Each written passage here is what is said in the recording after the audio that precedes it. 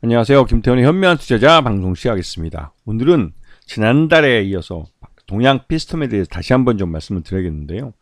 이 동양 피스톤을 지난달에 말씀드렸을 때는 주가가 그렇게 좋지는 않았습니다. 근데 한 달 사이에 천지개벽하는 일이 발생했죠. 이게 이제 이 동양 피스톤은 지난번에도 방송에서 말씀드렸지만 엔진 부품 쪽입니다. 이 피스톤은 내연기관의 엔진 속에서 작동하는 그런 부품이기 때문에 이 내연기관이 이 전기차와 또 수소전기차로 전환이 되면 이 내연기관 자체가 사라져버리기 때문에 주된 사업이 사라져버리는, 즉 주된 사업의 미래가 없는 그런 기업이었죠. 하지만 이 동양 피스톤은 꾸준히 그 차세대로서 이 수소전기차와 전기차에 들어가는 이런 그러니까 미리 친환경 사업에 대한 부품들을 준비하고 있었습니다. M&A를 통해서도 하고 있었고, 이러한 그 수소연료 전기차에 대한 들어가는 부품들을, 인크로즈 같은 부품들을 준비하면서 이 기존의 주된 사업인 이 피스톤 사업도 꾸준히 해왔었던 것이죠.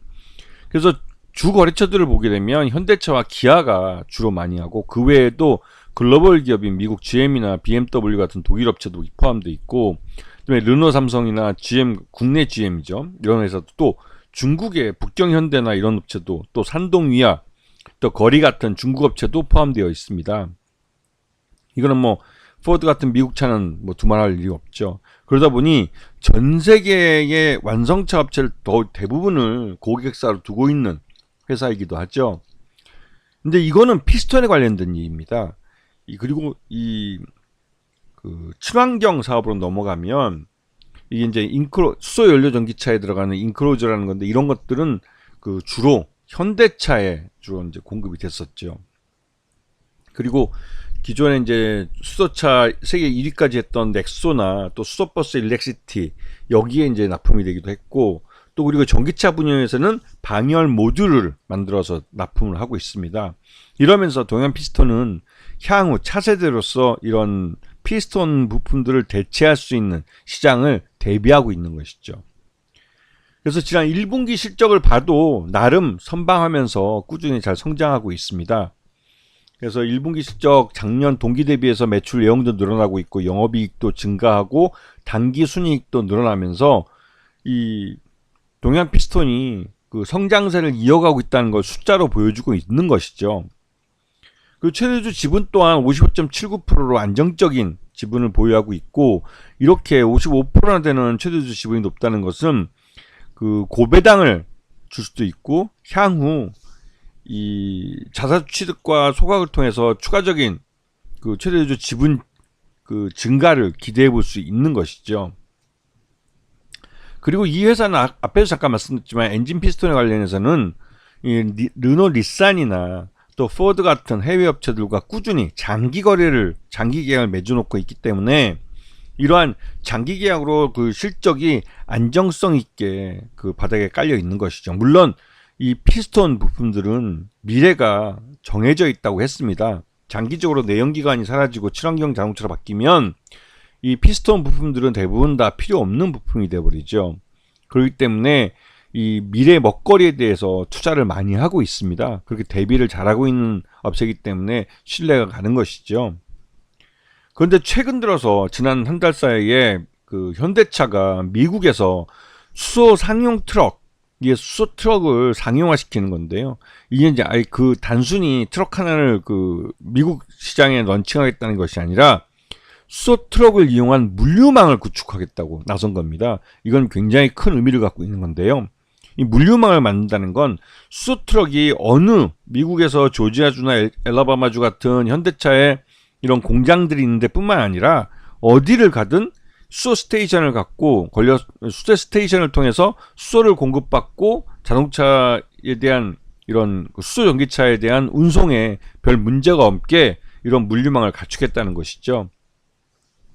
이를 위해서 지금 조지아주에 짓고 있는 메타플랜트 아메리카라는 그 신공장, 여기부터 시작해서 이 조지아주를 중심으로 해서 이 물류망을 갖추어 가겠다는 겁니다. 그런 측면에서 미국 캘리포니아 항만 친환경 프로젝트에 맞춰서 여기에 현대 글로비스에다가, 이 북미에 있는 현대 글로비스에다가 엑시언트 30대를 공급하기로 한 겁니다. 이렇게 하면 수소 트럭이 여기서 이제 물류를 대행해주는 그런 그 트럭이 되는 것이죠. 그러면 기존에 있던 디젤 엔진으로 있던 트럭들은 점차 도태되어 나갈 겁니다. 자, 이러한 현대차의 이 수소 트럭에 대한 이런 미래 비전이 새롭게 이제 나오면서 그 한 달 사이에 동양 피스톤의 주가가 뭐 4,000원대에서 거의 6,000원대까지 거의 50%가 급등을 했습니다. 이게 이제 거의 한 달여 사이에 이제 벌어진 일인데요. 이제 동양 피스톤의 1분기 실적을 기준으로 봤을 때 적정 주가는 한 12,000원 정도 평가되어 있기 때문에 지금 현재 주가도 굉장히 저평가되어 있는 상태라고 할 수 있죠. 여기다가 현대차의 이러한 정책이 변화가 되면서 이 동양 피스톤 같은 경우는 주된 고객사의 정책에 따라서 실적이 많이 좌우되기 때문에 이 현대차의 이런 수소차에 대한 정책이 그동안 불확실성했던 게 많았습니다. 지난 1, 2년 사이에 이런 수소차에 대한 정책이 뒤로 밀리고 하면서 이 현대차의 수소 자동차 전 세계 판매량이 이 도요타에도 밀려가지고 세계 3위로 내려앉게 됐죠. 근데 여기에 이제 물론 그 현대차만의 문제일 수도 있지만 또 다른 한편으로는 이 국가적인 이 지원이 필요한 이 수소 전기차로의 이 자동차 시장의 큰 대격변이죠. 근데 여기에 대해서 윤석열 정부의 지원을 기다리다가는 현대차가 이 시장에 대한 주도권을 놓칠 가능성이 높기 때문에 그냥 현대차가 수소 전기차로의 이 시장 변화를 그냥 주도해서 끌고 가기로 한 겁니다. 더 이상 정부의 지원을 기다리지 않고 그냥 대기업이 자기 독자적인 능력으로 한번 해보겠다고 나선 것이죠. 여기에 맞춰서 부품업체들도 같이 움직이는 겁니다. 최근 들어서 이 현대차의 이러한 정책이 정해지면서 이 전기차 분야나 수소차 분야의 자동차 부품주들도 함께 움직이고 있는 모습을 보여주고 있습니다. 그리고 무엇보다도 올 10월 달에 미국 조지아주 그 아까 말했던 이 메타플랜트 아메리카라는 그 전기차와 그 전기차 신공장 여기서 이제 그 10월 달부터 양산을 시작하기로 했는데요.